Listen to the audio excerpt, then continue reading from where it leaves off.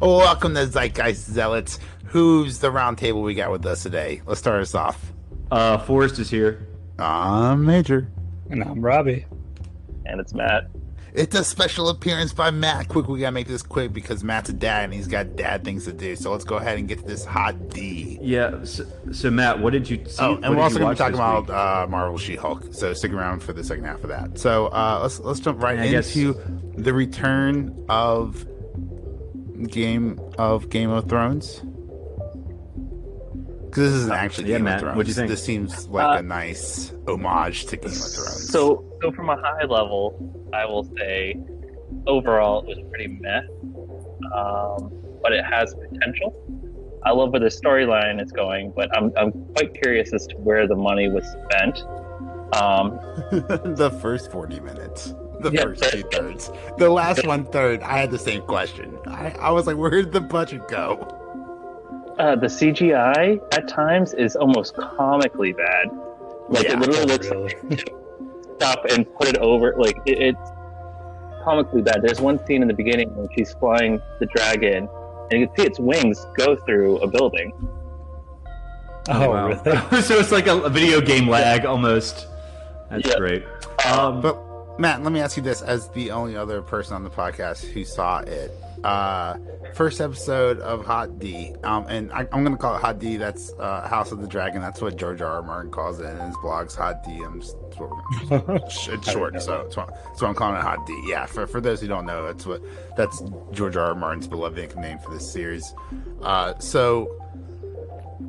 Yeah, the CGI. Oh, so comparing season 8 to the first episode of Hot D, does this not feel like a more return to Game of Thrones? This feels more seasons 1 through 4 than seasons 7 and 8. No, and I like it, and I love how throughout the episode they tie in the future of Westeros.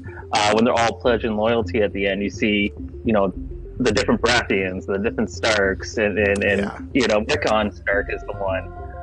So they're obviously trying to, go back to the actual history of Westeros and tying everything together, which is a very George R. R. Martin thing. I love that. The gratuitous violence for no reason, was a bit, but that's a Game of Thrones season 2 through season 4 type thing.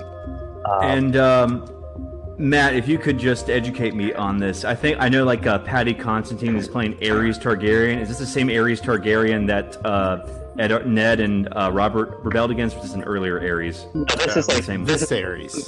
Yeah, this is almost 200 years before. Yeah. Okay. This happened. So I guess they just don't age that much. But Viserys' dad, no. But Viserys' dad was Aerys Targaryen. That's like the king that was the Mad King they all rebelled against. Yeah, so the Targaryens love like all ruling families love to name each other after each other, which makes a prequel very confusing. So yes, excellent question, but no, Robbie, these people do not age extremely well, and Forrest, these are just names after names after names of naming people. Well, I do believe with the Targaryens as well, they named each other after dragons from old Valyria, and that's part of the naming structure for the Targaryens. That's why you see same names popping up a lot. Is so it they Valyria the name after old kings, and then name new kings after old dragons? It's like, it's a good pattern. I see what they're doing there. Is it Valyria the name of the kingdom that was pre-Conan, like that Cole lived in? There's the Doom of Valyria. Yeah, Valyria. From the Robert E. Howard Legendarium, I guess. Okay. But yeah, that's like what Atlantis was called, Valyria or whatever. Or the Valerian Age or something like that. I don't know. I only read like the Conan stories, not too many Cole ones, but so how are wait a second, Forrest. Listeners, if you've ever read a Conan material, book, comic, I don't care, anything but the Conan movies with Arnold Schwarzenegger, tweet at us at ZZealot Podcast on Twitter, because I'd love to hear if anyone out there is well versed in the Conan verse. Sorry, go on, Forrest. Yeah, I mean, it's funny because they can't make any new Conan movies or TV shows right now because I guess the people who hold the rights aren't just not producing anything. Like Arnold Schwarzenegger wanted to make a third Conan movie because he wants to like not remake, but like do sequels to every movie he's ever done except Predator apparently, and they couldn't make a deal, so they couldn't get the rights. But it's funny. Like in France, they do have Conan comics. They just can't call it Conan. It's just called the Sumerian, and they're probably like the best Conan comics that have been made. But they can't use the name Conan. So, but yeah, let's get back to House of the Dragon. So, so overall, I guess what's the family? I know Paddy Constantine is the king, and who's the rest of the family? I mean, Matt Smith is there. With the most, and he's the son. Face. Yeah, no, he's the brother, Damien. Oh, really? Okay. Yeah, which is based off of the word demon, according to George R. Martin, his blog. You get a really nice mixed portrayal. Like you get some nice sweetheart moments with Rhaenyra's his niece, right? Rhaenyra's. Isn't that her name, Rhaenyra's? Oh, Rhaenyra. It's probably a lot of Y's and S's, like any other. I'm gonna call her. Name. I'm gonna call her Rey for short, just to piss off all the Star Wars fans out there. So Rey, the main character Rey in the story, that's her uncle. And she calls herself Rey Stark at the end of the Cat's Paw dagger. We get a little cameo. Oh yeah, I think if I watch this show, like it's gonna be like Better Call Saul. If you haven't seen Breaking Bad, there's like so many like callbacks to Game of Thrones. I'm not gonna understand it. This is the one thing I think Star Wars is kind of maybe doing correct. And like, if you're gonna be jumping like large spans of time, right? And that's relative large spans. For some series, that's years. For some, that's decades. Blah blah blah. It is nice to have like an interconnected character for the audience to relate to. Like, oh, I am familiar with that character. I have a sense of comfort. Now let me learn some new characters. And we don't have any of that in Hot D. All these people are brand spanking new. So I will say we'll call it a pilot. For the first episode, they did a great job in introducing kind of a little bit of backstory, the characters, the court intrigue, which I really loved. But it's hard to take in for a first episode and keep people hooked. So what I disliked was there was some very forced scenes of gratuitous violence, which usually is very Games of Thrones-y. But there were times during the tournament where it was just like, oh, we're just gonna shove a hole through this guy's head, or we're gonna bash him with this. No reason, just because we can. Or the scene with the city guard. Mm-hmm. We're going to cut off this guy's penis because we can.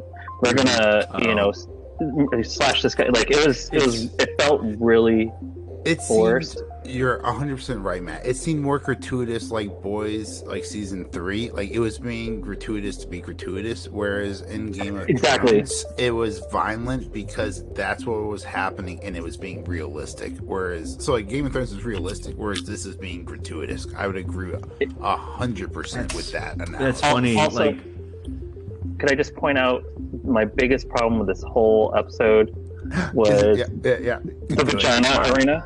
The vagina arena that they play in.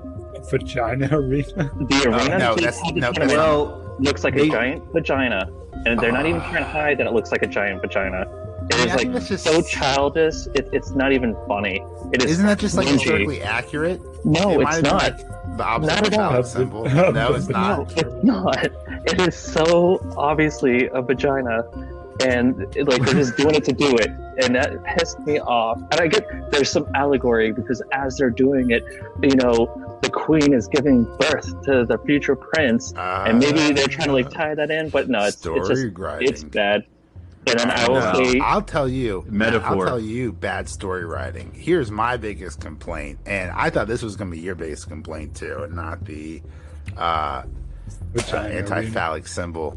No. So at the end, King, what's his name, and Rey Skywalker are talking in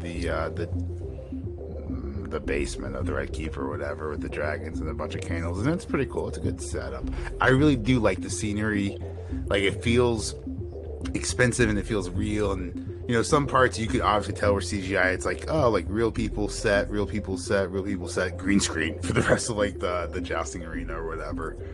But at one point, the king is telling his daughter, who just got assigned, that she's going to be heir, right? She's got assigned the kingdom one day when he dies. And he tells her about a dream, a prophecy that the ancient Targaryens had about a dark winter and the end of humanity. And everyone's like, as a viewer at home, you're like, wait, is he just talking about like a long winter, or is he talking about like the long winter? Are we talking about Game of Thrones? And then like the king's like, and they call the prophecy a song of ice and fire. Yeah, and I was like, thank you. Oh wow, Yes, I was like, gross. That's almost that's the grossest amount of fan service I've ever seen in my entire life. That's a joke word. He just said the name of the movie in the movie.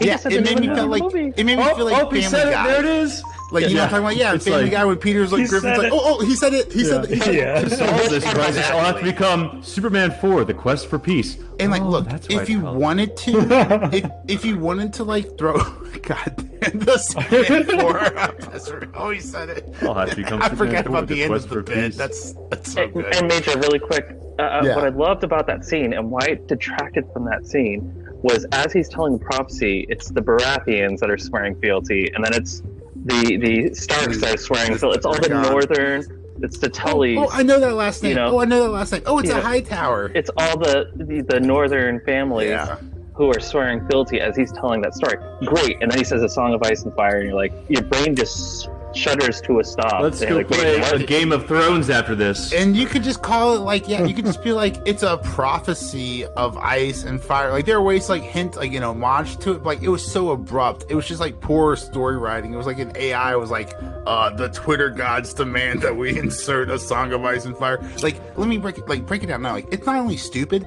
Let's break this down for a second, right? Because it's stupid. You guys all agree it's stupid. But let's break this down for a second. Who is this reference for? Right? The casual audience or the hardcore fans? The casual audience hates Game of Thrones after season 7 and season 8. That's just, doesn't matter about reading the books or not. That was just bad. Like, you fell in love with seasons 1 through 6, and you fell in love with all the characters, and that was just bad story writing, and you hated maybe season 7, but definitely season 8, right? So, like, for the casual fan out there, they're not going to remember what the fucking book series is called of a TV show that broke their heart almost a decade ago. I mean, it started almost a decade ago. I know it hasn't been since it finished. Yeah. And the hardcore fans, who is that for? They're going to fucking hate this shit. Yeah. I don't understand writing these days. So, Matt, you said this is not based off any books. So, like, if so this is this is based off of a prequel he wrote 2 or 3 years ago. And I refuse to read the book because he should be finishing the other books. Oh, okay. Maybe Amen. Maybe I'll read that because the reason I haven't finished Game of Thrones because I haven't read the books. It's more of a legendarium. It's more of like an appendix. It's a textbook. It's not like Silmarillion. It's not a theatrical novel. Hollywood loves adapting appendices. Look at Rings of Power. I've heard nerds have a hard time getting through it. Let's just say that. You can buy the BJ's on the cheap. But really quick, because I only have a few minutes left, I will have to draw attention to one of the hardest scenes to watch in TV history with the forced cesarean that they have in this. And having had one of my kids through that, it was like really, I couldn't watch it. I had to turn away because it was just beyond brutal. And I get that there's a point to it, but they just kept going with it and going with it and going with it. It's like, dude, you could like scan off screen and show people's reactions. You do not have to get like this. And this goes back to the camera just slowly moves away and you see a river and some deer drinking from a pond. So there's one part where she's screaming and they pan away and then they go back to the joust and then they come back to it and it's just like, stop. You thought we were done, weren't you? Yeah, it's like, stop. It's forced. It's unnecessary. And it's like, it's trying to show how far we can go because we're HBO and it really bothered me. Yeah, it's like, I think there's a lot of HBO shows go for shock value rather than actual storytelling legitimacy.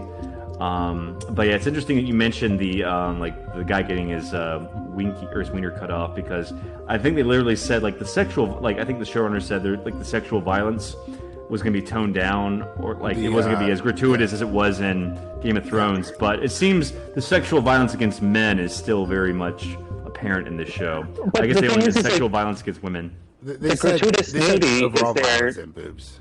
Yeah, it's literally, it's like an 80s, slasher film, TNA.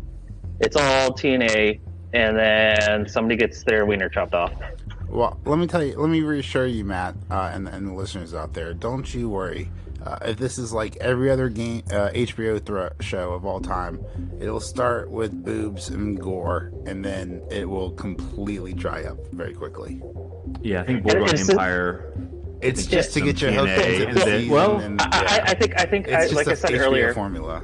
You have to introduce the court and the court intrigue, but you have to keep the viewer involved with the like hard stuff, and so that's why I feel like the violence is so forced in this episode. It was just thrown in there to like be like a bright light, say like, hey, look at this. Okay, back to the court intrigue. On top of that, it was kind of boring, right? Like, we don't know who any of these characters are, so we don't have like the character development yet, or the character attachment yet. And they don't have any character development because it's a fucking pilot episode, right? So like, it was overall a boring episode. When I say like a return to Game of Thrones, like, if this is vastly successful, we'll go back and look at this and be like, oh, I love the pilot, right? Because we'll have already fallen in love with characters in the future. Maybe, because there's rumors have it there's a ton of time jumps in this first season, so I might not even have enough time to fall in love with any of the actors. I don't even know how they're gonna for me, if they properly plant the seeds now and they call back to it in episode 7 and episode 10, then I will love this pilot, because there's definitely a lot of seeds that are planted. Yeah, but I can totally see them just brushing over a few things. But before I leave, overall, like I said, my 2 cents, pretty meh, especially with the CGI, but it looks like it has potential. So, okay, better than season 8. That's all I say. Yeah, definitely already. Which is like, I think that's why. Book.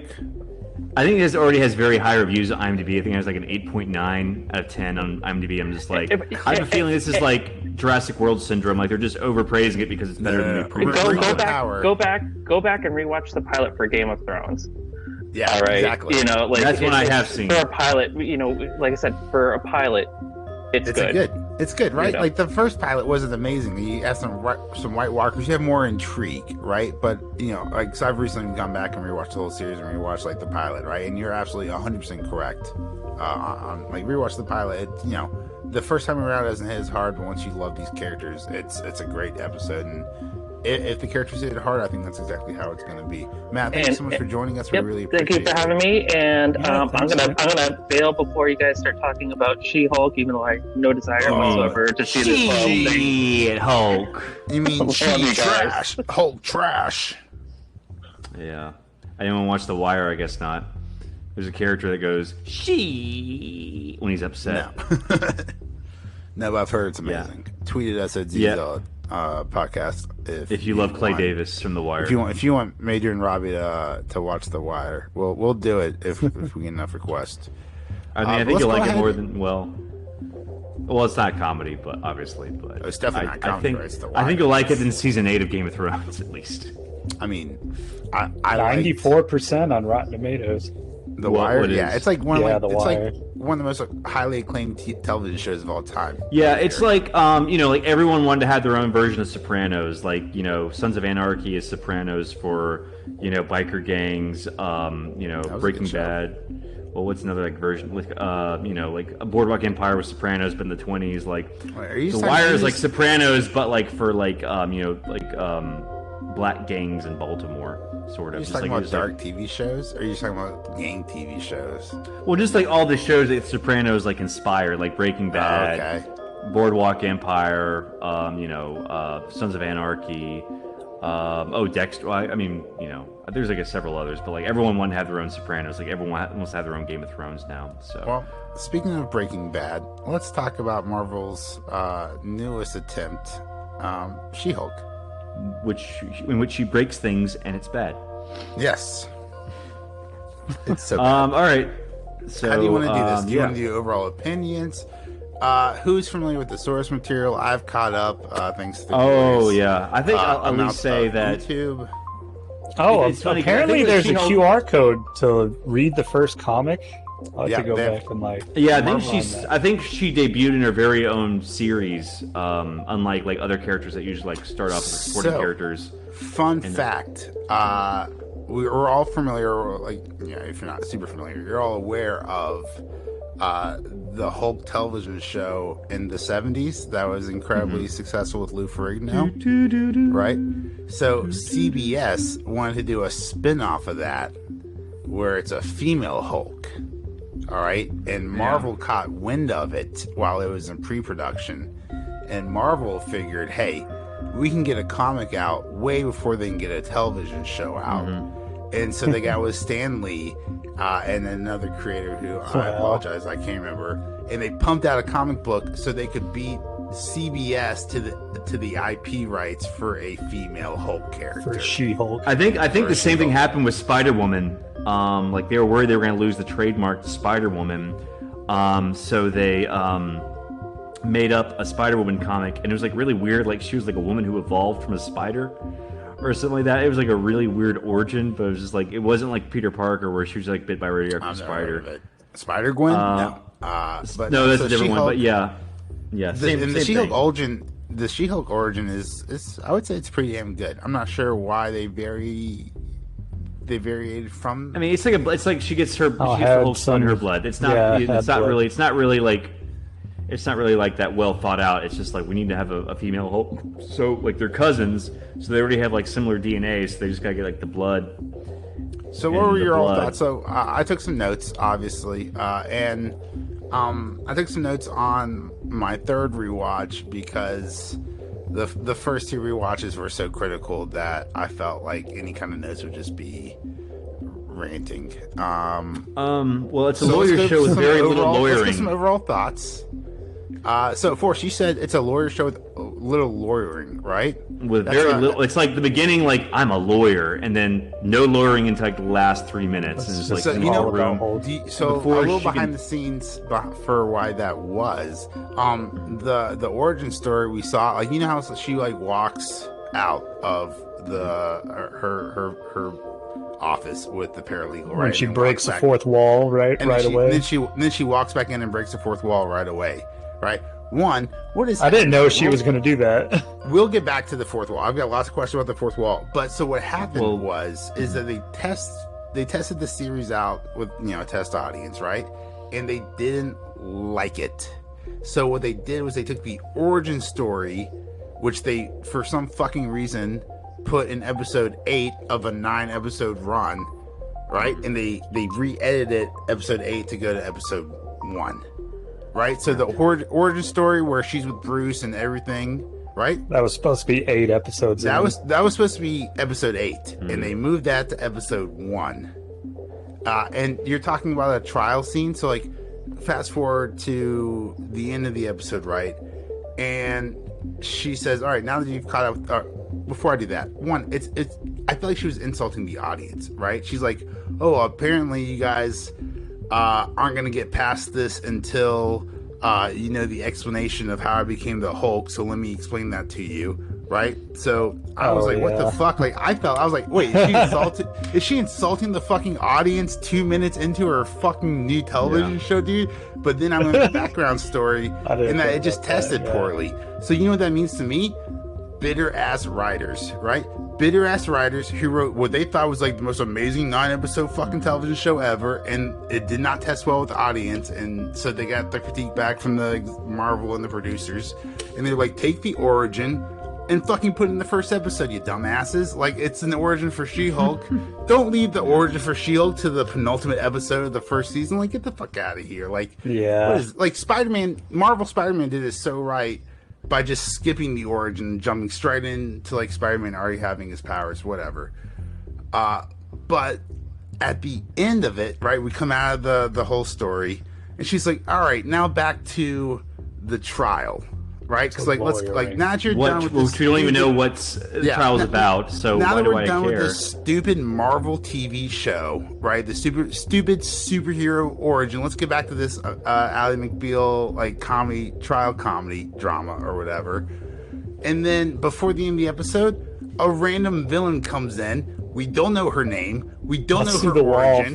There's no setup. Reason. Exactly. Jump. And she beat it in like 2 seconds, in like 5 seconds. Like her contemplating whether she should become She-Hulk was longer than the actual fight.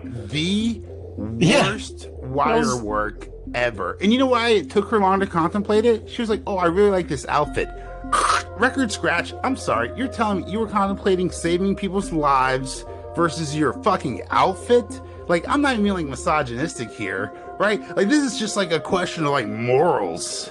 Like, do I want to like save my shoes or save my like jacket, or do I want to save these fucking people? Unless it was like she's hiding. It seems like something a man would write, like a sexist man would write. Like she doesn't want to save her because she's like not might like ruin an her clothes. Who all knows? That's all something knows a about sexist her. man would write. You know, that's point. Rob, we don't know. We We don't know. They took episode 8 and they spliced into episode 1, so we have fucking no idea. Like, it could have been just her friend, or just everybody knows she's She-Hulk now. But let's go ahead and break down. Let's go ahead and kind of walk through the episode here. So we talked about this a little bit with the fourth wall break, but this seems to be an in-universe fourth wall break, right? Like, she doesn't just break the fourth wall while people are all around her, like Deadpool, right? Like, Deadpool was like in the middle of shooting people, and then he would just like stop the camera and be like, "Oh, hello there. You might be wondering what I'm doing on this bridge," right? But she's like, "Excuse me, I need to like leave the room so I can talk to the audience." And then like fast forward later on, she tries to talk to the audience again, and it looks like Bruce Banner, aka the Hulk, Smart Hulk, can fucking hear her. So, like, what do you guys think is going on with this fourth wall break? Well, I think it's like it happened in the comics, and that's sort of like what she was sort of known for. Oh, and it's amazing in the Deadpool. comics, but like, I'm sorry, that's great. I'm sorry, I should clarify. What do you think it means for the MCU? What the fuck is fourth wall break in the MCU? They're just like, I mean, there's probably be like, because they're bringing Deadpool in, so there's probably be like, they're probably gonna meet. He's probably gonna meet She-Hulk at some point, and she's gonna be like, "Oh, you break the fourth wall too." So I guess they're just like preparing for Deadpool's arrival, but also, it's funny, like this happened in the comics, and it was just like there's like one comic where she's like jump roping naked. She's like, "I know what you're thinking. Marvel will do anything to sell a book." She's like jump roping naked, and but it's like you can't see anything because like the jump rope like is covering her. It's still a Marvel comic. To speak to that force, I think it'd be really funny if She-Hulk had to like get from where she was to where she needed to be to fight a bad guy, and you just see her run across set. Like, so there's like a really infamous panel where she like she like jumps across panels to get to where she needs to be, and I think it'd be really funny for her to like run from one set, and then you see her running off set, and then run onto the set of another person, or run onto another set, and then face like the bad guy. Like, I think that'd be like really key ways to like break the fourth wall. Rob, what about you? Did you like it? Did you like the fourth wall break? Does that mean anything? Yeah. Does it shatter your Kang universe? I do like it when Deadpool does it. I actually wasn't expecting She-Hulk to do that. That was a good surprise for you. Yeah, I'm going with it. Nice. I'd say it's watchable. Definitely watchable. Yeah, right? I mean, I it's like enjoyable, but for the podcast, it's definitely watchable. Yeah. I mean, I liked Mark Ruffalo as Hulk in this. I mean, he probably had like more character development than any other. I mean, he was definitely like, yeah. I mean, I think he did a good job. Like the actor Mark Ruffalo did a good job, even though like he didn't have a whole lot to work with in this. And there's the montage where he's training She-Hulk, and so let's break it through. So She-Hulk, Jen, is obsessed with Captain America's virginity, and I just want to point out like the awkwardness of this, right? Like, so she's talking to her uncle, right? But this isn't like Captain America to her uncle. Like, this is like her coworker. So this would be like you sitting in the car with your uncle asking about his coworker's virginity. Like, it's just like it's like when you break it down, like that's a weird conversation, right? Like, and like Bruce like mentions it. Like, Bruce is like, "Hey, that's my friend and coworker." Like, it's fun to speculate on the message boards, but it's also kind of like none of your damn business. But then we see, so they're driving on the road, and then like a Sicarian, carrier class 1 message vehicle like comes right, and there's like a ton of like Sicarian questions in this episode 1, many of which does not even matter to bring up because I really doubt the show. Well, I think they're setting up World War Hulk because for the uninitiated, the Hulk had a son while he was on Sakaar in the comics. Scar. And Scar. He's like a shape-shifting Hulk, or he's And called that's like Hulkling, right? SKAARR, something like it's it's not STAR. I think it was like from Greg Pak's run, which I haven't really read, but I think they're going to do World War Hulk. I think they're finally getting the movie rights for the Hulk back from Universal, so I think there's finally going to be another solo Hulk movie at last. But who needs another solo Hulk movie? Like, give me World War Hulk in a 6-episode and 8-episode like Disney Plus format. do you really want that CGI on the TV screen again? Or would you rather see it in like a film theater? I don't want World War Hulk. I don't want the World War That Hulk would be insanely storyline violent, Major. in 1.5 hours. Oh, we lost Rob. I don't know. I mean, we'll see how this goes. I mean, I'm strongly thinking that's why the Sakaar ship. Because I think like at the end of this season, there's going to be a after credit scene with Hulk, and he's going to meet his son. You know, I think that's going to be the. That's probably exactly Son it, of because Hulk. you know he Hulkling. originally met them not to like be not the hammer in this point, but like like that was supposed to be episode 8, so like Hulk would have met him in episode 8, so we probably won't hear much more about that. Until maybe later on, maybe episode 9. First of all, I think his name is Hulkling, which is probably the most unintimidating name that's a ever. terrible name. I like that. But I think he's also his boyfriend is Wanda's son. I think Wiccan. They're like boyfriend and boyfriend in the comics, so maybe he likes. Haven't kept up with it. Hulkling is going to show Wiccan his dingaling. Let's talk about Bruce. So Bruce bleeds into Hulking dingling. Jen, and she becomes the Hulk. She blacks out a couple of times. We see what the director called the most important scene in the episode. Yeah, like a bunch of women see like a woman who's like beaten up, bruised, and covered in dirt. Instead of like calling the police, they give her a makeover. Which another thing that a sexist man would write if he was writing a female superhero show, and not a progressive woman. I also want to point out, it was very bizarre. Has the screenwriter ever been to a bar before? Because that was like the most empty a female like bar. Like every bar I've ever been to, there's a line coming out. Like they would all be at a club. They would all be like a club in like I don't know which city they were in. I guess California. It was a very diverse, from the bathroom crowd inside to the group of degenerate, sketchy ass fucking guys outside, all waiting for their Uber XXL. I don't know what they were all fucking doing outside, but that was a very diverse group of people in that random ass fucking bar. And they gave her a pair of shoes and a jacket. It's like, no one's that. Yes. I don't know. I've seen drunk girls give drunk girls shoes before. 100%. Like I'm okay with that. Like that's like it was over the top. Like maybe someone should call the cops or ask for consent. Like if you're gonna be spraying her with hairspray, right? Like you didn't even fix. Or maybe maybe call her a cab at the very least. You're spraying dirt into her hair. But so like that was dumb. So she gets harassed and then she starts to Hulk out and black out, right? Now, which later on we find out that she's actually in control of her power the whole time. So like there's like some controversy around the scene, whatever. We go to the Hulk hideout in Mexico. I like the Hulk hideout. What do you guys think? Trademark that bitch. I don't know. I didn't realize Mexico had like palm trees, which shows how ignorant I am. Although I did go to Cancun and Cozumel as a kid. So we're this far into the MCU, and Marvel writing's gotten so bad that I wouldn't be surprised if like the foliage isn't even accurate for the scenery these days. Yeah, I don't know. But yeah, She-Hulk has such amazing blood that Bruce Banner Smart Hulk was able to somehow just inject her blood into his blood and it fixed his arm.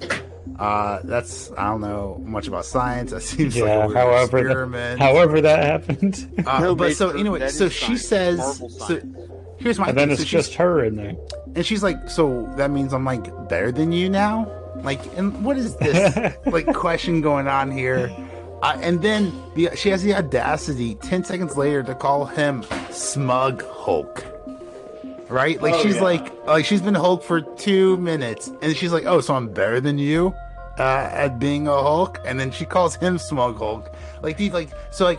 I have no problem with, like, a strong female protagonist. And I actually have no problem with Mary Susie. And I'm citing my love for The Rise of Skywalker, and like, I got over, like, fuck Rey, like, whatever, like, I'm okay with that as long as you have some kind of character arc. This seems to just be straight up. But what I have a problem, or I have a legitimate problem with, is bad writing, right? Like, my wife, dude, like, who is this TV show? My wife fucking hated it. She thought the writing was garbage. And if this isn't written for a 29-year-old nerd, or female nerd or whatever, I don't know who this is written for.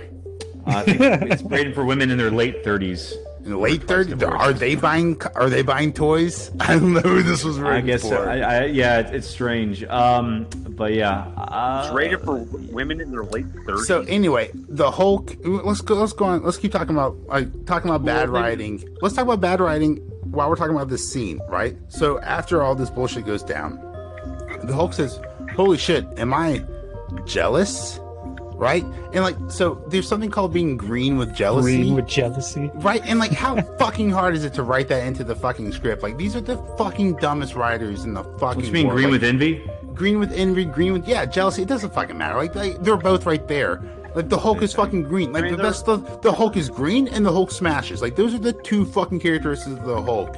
And you're talking about jealousy, aka envy or whatever, and you couldn't fucking write that darling of a line. Like, this is purposefully bad writing. This has to be. Like, no one could. I refuse to believe you could get hired. Like, there has to be some kind of process of hire. This has to become a hiring process to become a Marvel writer. Well, I think the head writer wrote the Pickle Rick episodes. That was her claim to fame. And I mean, even that episode, I think is overrated. I'm Pickle Rick. That was the whole fucking line. It had a green character as the main character. You know what? That was about as successful as Feige was like, oh, she must be good, right? She-Hulk. Yeah, just like the person who created the Hot Pocket jingles, good at fucking jingles. Yeah. Hot Pocket. So I guess I think what pissed people off was, like, Bruce has been through so much. He's been a fugitive. He can't have it. He couldn't even have sex. He remember in the first Incredible Hulk, he couldn't have sex. He was to become the Hulk, and then Jen's just like, well, I've been catcalled. I have to deal with incompetent men. Not incompetent women. Which only is all incompetent terrible. men. All terrible. But you know what we've seen as the MCU audience? You know what we've seen? We've seen the Hulk try to kill himself. We've seen him put a bullet. We've seen him put a gun in his mouth, pull the trigger, and we saw the big guy spit it back out. Right? Quote unquote, whatever.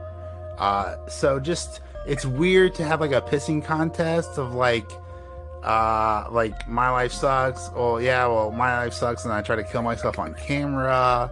And then so she was talking, and she's like, first off, Forrest, you want to go back to it sounds like a man wrote this fucking script when he was talking about the two characters of the Hulk being like angry and something else. And then Jennifer was like, oh, those are the basic characteristics of being a woman. Yeah. And I was like, oh, my wife was like, what? And to put something in perspective, while I was in the Air Force, she's usually the only woman in the fucking hangar. She's been through a lot, man. It's just, I don't understand who this was. Who was this written for? Who is this for? I do not understand. So in the comics, let's break this down. In the comics, She-Hulk does have more control initially than the regular Hulk, because she gets she becomes the She-Hulk through a blood transfusion and not radiation. So the Hulk is stronger because he had direct exposure to gamma radiation, where she only has it through blood, right? Which means which is why she's in more control. But in the comics, as a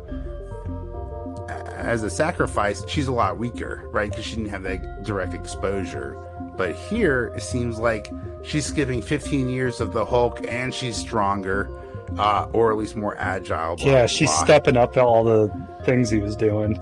Yeah. So, like, I want to point out a couple things. One, I did enjoy the boulder scene because we saw we saw in the trailers, it was like he threw a boulder and she threw it further, and then it cuts away to another thing, and then you get some toxic ass woke white men online be like, oh, how is she stronger? And then it's like, in the but then it shows them throwing it like a meteor. Fucking throws it into outer space. Dude, and you see it catch on fire too when it hits going out of atmosphere. I fucking Hopefully love there's it. no other boat out there.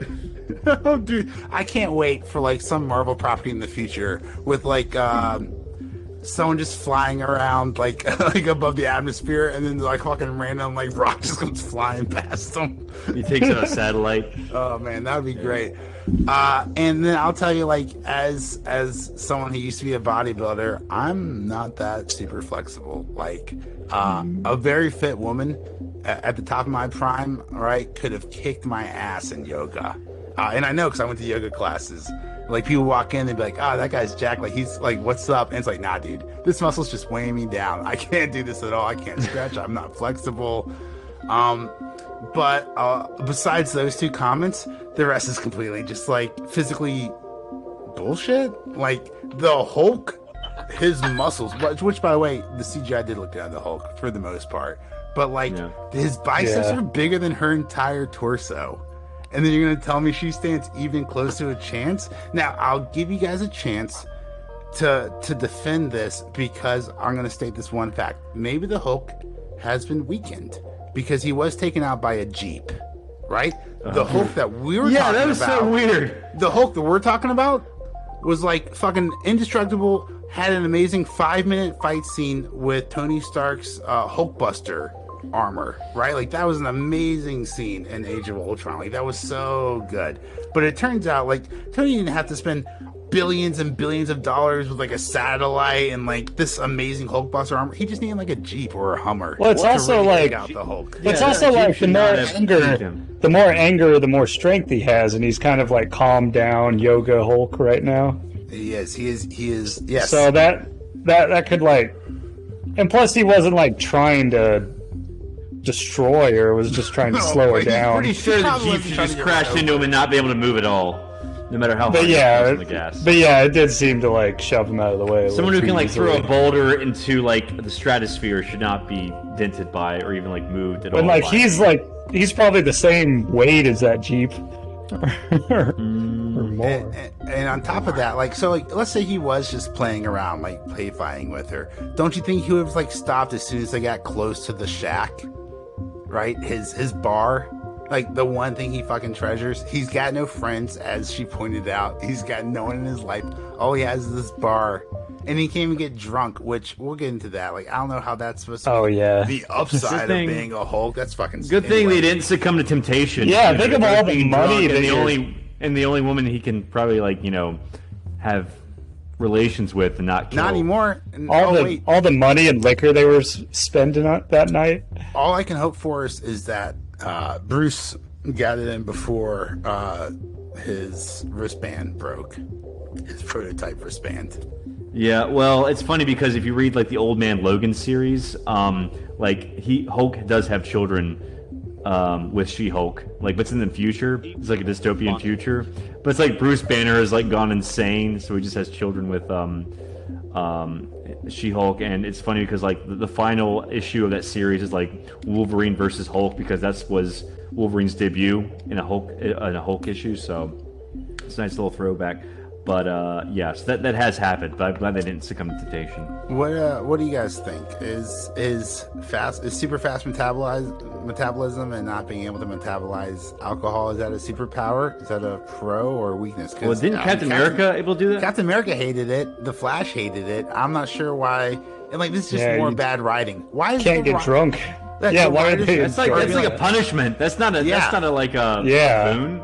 Hey, and then so this is just let's talk about bad, right? I agree with you there. Right? They're like, oh, so like, I was just talking about how bad like the Hulk is. Like maybe we talk about the good stuff of being the Hulk, like getting drunk. Like first off, this is a Disney Plus show. Why don't you talk about the good things of being a Hulk, like how you saved the fucking world, how you saved some car, like make up a story. I don't care, but instead you're gonna push booze. So one, bad Marvel, bad Disney Marvel, and then two, It doesn't make any sense. That's terrible. And then 3, the Hulk who tells her this later gets tricked by her being quote unquote wasted, right? And then he reveals the secret about Captain America, and then she like sobers up really fast, and then she like stops the act. And he's like, "Wait, you're not drunk?" And it's like, "No, motherfucker, you told me you can't get drunk." Well, was it? Maybe she was human. I don't know, but I'm defending the show. I feel bad, but it's like imagine telling Barney Gumble that he could never get drunk.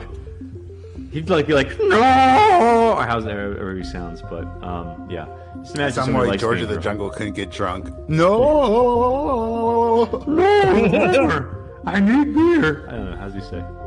I need a beer after watching this.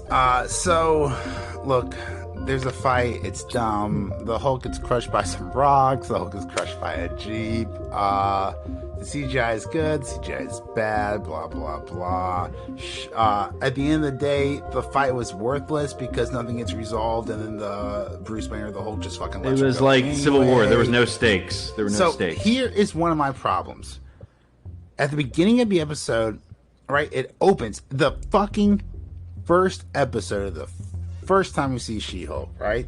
The debut episode, it opens up and we see her and she's practicing her speech, but she's talking about responsibility and the responsibility of people with power or corporations with power.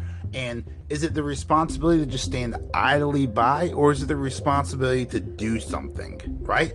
And like in good writing, it would parallel this trial with what's going on with her heart and her life and her storyline, right? Like from this flashback, we see that she does not want to be a superhero at all. She has no desire to be a superhero. Just wants to be a lawyer. She has great power, but doesn't want the responsibility. However, we then flash back, and then the flashback ends, and we go back to this trial, and she's about to give this speech about how this company is bad because they have great power and they don't want to have responsibility, which just makes her a fucking hypocrite. Right? Yeah, it's like, this is bad writing. Doesn't her paralegal have to literally twist her arm? I don't Not literally, but literally twist her arm to get her to change? I wouldn't care if this was 1,000%. Doesn't want to rip her clothes. If this was 1,000% anti-men, right? Like this is some kind of woke agenda, feminist movement. Like let's get more fucking pro-feminist icons. Fine, whatever, but don't make it bad writing. Like the folly of this show is bad writing. Well, why can't She-Hulk be a feminine icon, right? Oh, only 1,000%. Why so low? Because the writing is so goddamn terrible. Yeah. So hopefully we'll find out what Titania is all about because. Who? Who's that? I don't know. Because exactly. Are you talking about the person who bought Mr. Kool-Aid? They didn't. Yeah. They didn't. So fucking. Not to mention the worst wire. Yeah, they didn't say who that was. They didn't say who it was. There was no character motivation, and I'm sure we would have. So was that who that was? We would have gotten it's Titania from the comics. I'm sure in the original episode we would have gotten some character motivation. We probably would have gotten a fucking name, or at the minimum, right? But because they spliced episode 8 into episode 1, we didn't have any time for episode 1, and then they're like, all right, time for the flashback, the stupid superhero stuff is over, time to get the Ally McBeal trial comedy show. But I think Marvel is so afraid of losing viewers and them just being watching the origin and then not watching episode 2 that they immediately backtrack from that. We don't see 5 seconds of this fucking trial before what's the trial even jumps in, and it's like just kidding, we're still a Marvel show, there's still bad guys, don't leave, come back for episode 2. Dude, it's so fucking thirsty, and that's because Marvel knows how fucking bad this is, but they can't cancel it, right? They don't have they gotta sprinkle a joke into everything too. Was this funny? This was supposed to be a comedy, right? Let me ask you this: I didn't think this was funny, and then when you put it in perspective of this is coming from Marvel, right? Marvel, who undercuts every single serious scene. It's a death scene, it's a tragedy, it doesn't matter. Every single serious scene gets undercut with a joke, but this wasn't funny at all. No. But, we got preached to, so, Amen. That's what matters. See what I did there. So, yeah, so can I just say I'm fucking stoked for episode 2. Let's go. It can only get better, right? It can only get better. Yeah. How much worse could it get? Well, Um, well, what's going to be in episode 8 now? Famous last words. Now that we saw like half of episode 8. Feige's like challenge accepted. Yeah, I don't know. We'll I mean, I'll watch it. I mean, I don't think I'll Mark still watch Ruffalo it. is going to come back unless he was like the only thing that he definitely saved this episode for what little good there was. But Yeah. I don't know. I mean, like I said, I need to watch. It's so cruel that Better Call Saul ended the same week this started. Like an excellent lawyer show, like ends, and then like an awful lawyer show begins.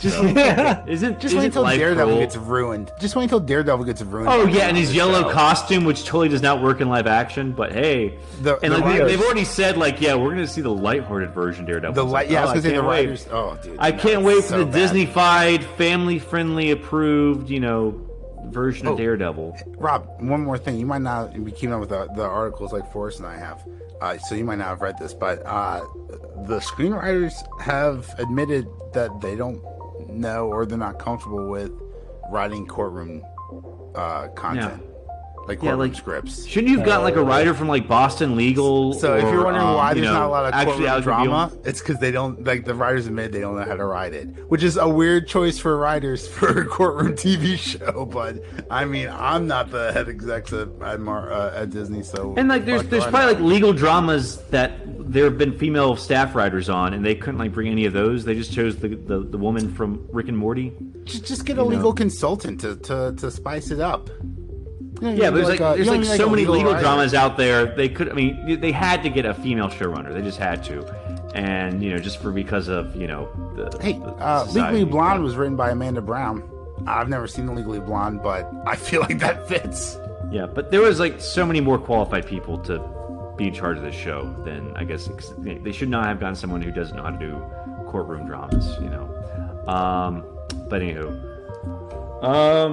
yeah, I guess maybe I'll watch this. It premieres on, Thursdays. So Woo!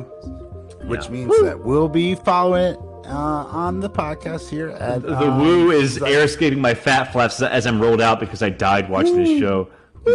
Don't worry. Hot D will bring it back to Futurama. life for you. Yeah. All right. Well, I think that's all we have. You want to plug our social media, Mage? Absolutely, I do. You guys can follow us on Twitter at ZZealot Podcast. Let us know what you think about that Hot D. Do you want some more Hot D, or should this More- have been canceled like the other 4 spinoffs that was pitched? What do you think about She-Hulk? Is this Hulk smash or is this Hulk trash? Let us know at Oh, that's nice. ZZealot Podcast. Thank you, for You us. prepared that, didn't you? And thanks so much for listening. Thanks for sticking around to the very end. We really appreciate it, everyone. And the outros. Yeah. All right. I'm Forrest, I'm Major. Now I'm Robbie. and we'll see you next time. Thanks for listening. Oh, trash!